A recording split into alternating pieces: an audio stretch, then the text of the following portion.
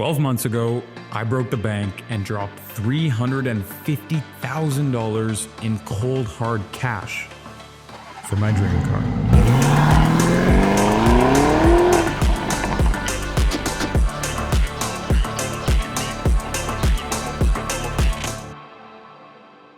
I remember a distinct moment as a child. I was eating an ice cream outside of a Dairy Queen in the small fishing village that I grew up in, and all of a sudden I saw a red Lamborghini Huracan pull up at the stoplight. Even as it was stalled, I could hear the engine roaring. And I think the guy took notice of me staring too. Well, either that or he had just noticed that my ice cream actually fell off the cone and hit the ground. He rolled his window down, made eye contact with me and said, "Work hard and one day you'll have one of these too." From that moment, I knew that I wanted a Lambo. Now, in all honesty, I'm not a car guy at all. I wanted a Lamborghini simply because of what it represents. The bull represents the freedom to set my own path in life, the hustle to make things happen, and success, but as a journey and not just an end destination. Even more than that, it serves as a constant reminder that you can do anything that you put your mind to. And I hope that me buying this car can have the same effect that that random guy had on me when I was about 10 years old. But after buying it, I was pretty worried because the joy of materialistic items usually comes in the anticipation leading up to them rather than actually getting them. And once you actually have it, you slowly start to feel nothing at all. And I experienced this phenomenon for the first time 3 years ago when I bought my very first Rolex. Was it the same with the Lambo? Was my dream car really all that I had made it out to be? Before I answer the $250,000 question, first we have to talk about my experience and of course the car itself. So immediately after test driving this thing, I was sold. The power,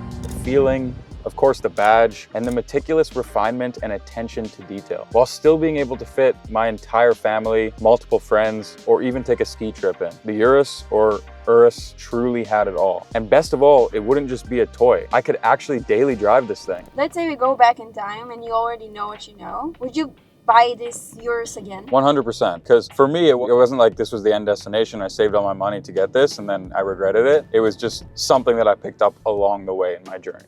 That makes sense. And I do enjoy sitting in it. I do enjoy driving it. It gives me a good feeling. It reminds me of the hard work, the sacrifice, the effort that I put in, and also of the ups and downs, the highs and lows, the fun of the journey in getting here. All right, so underneath the beautiful $8,000 matte black wrap, the stock color of the car is actually red. Who knows, maybe we'll take this off someday.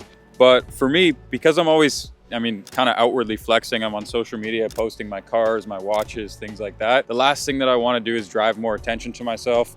I actually prefer to be more low key and not, cause a huge scene everywhere I go, which is why for the past 5 years, I've been driving black vehicles. My last car, the performance Tesla that I bought 4 years ago, I also ended up wrapping matte black to keep things super stealthy. And I don't know, it's just my aesthetic.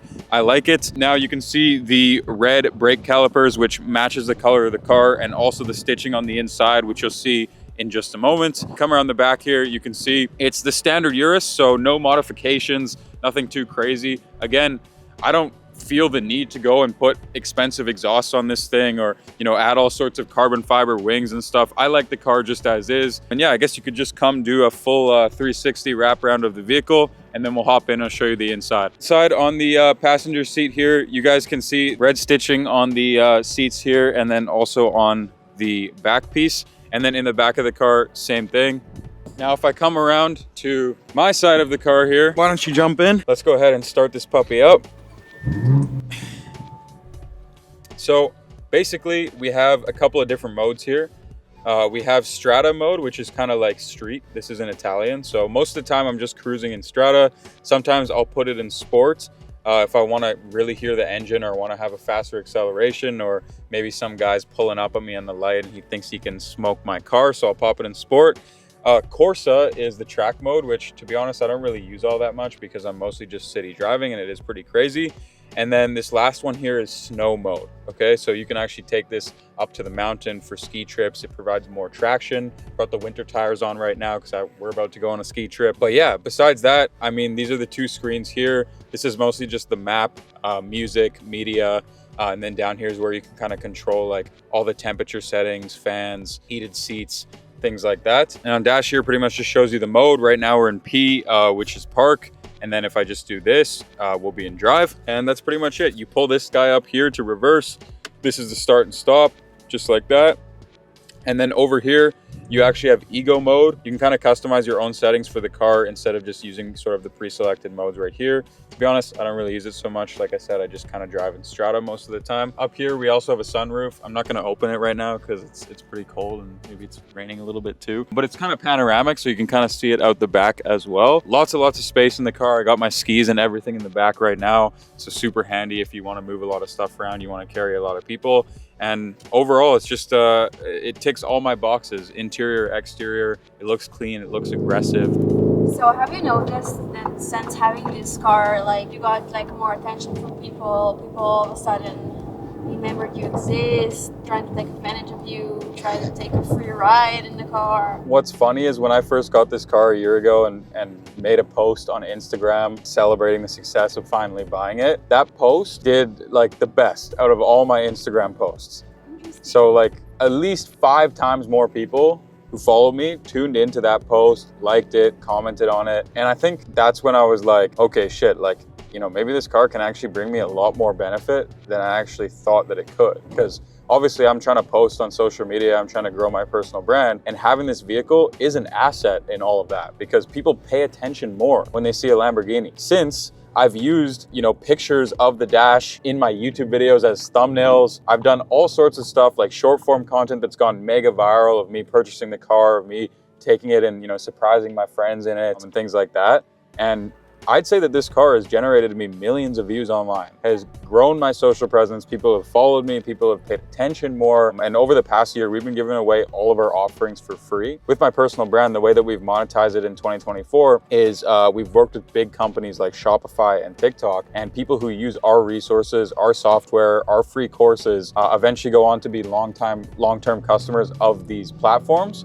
And in turn, I get paid a commission for educating people, for providing that value, for bringing them to the platform. So it's a big win-win-win situation. And I do believe that the Lamborghini has, in turn, helped me make more money, helped me, you know, attract more eyeballs and more views. And it's overall definitely returned me some of the money back that I paid for it. But to be honest, the looks, the attention that the car brings, it's not really a pro. I mean, I'd be lying if I said I didn't enjoy a little ego boost from time to time. But it also drives unwarranted attention. You see, one time I had another person tail me in another Urus for over 20 minutes while driving this thing. And I was honestly scared as I had to keep driving in random directions until they finally took off. Apart from that, the only other con I can think of about owning this thing is the fact that when I pull up to the gas station, I have to get out of my car and go inside to authorize the pump for $250 plus, because it only goes up to $150 on tap. But in all seriousness, the only negatives associated with owning this thing, I mean, besides the gangster tailing me for like 20 minutes, is the actual cost itself. People like to break it down and say, well, look, you can finance a Lamborghini Urus for like $4,000 a month or some shit, but like they don't mention how high your insurance bill will be, especially if you're a young male driver, or that winter tires are going to set you back $7,000 a pop. The key fob alone to replace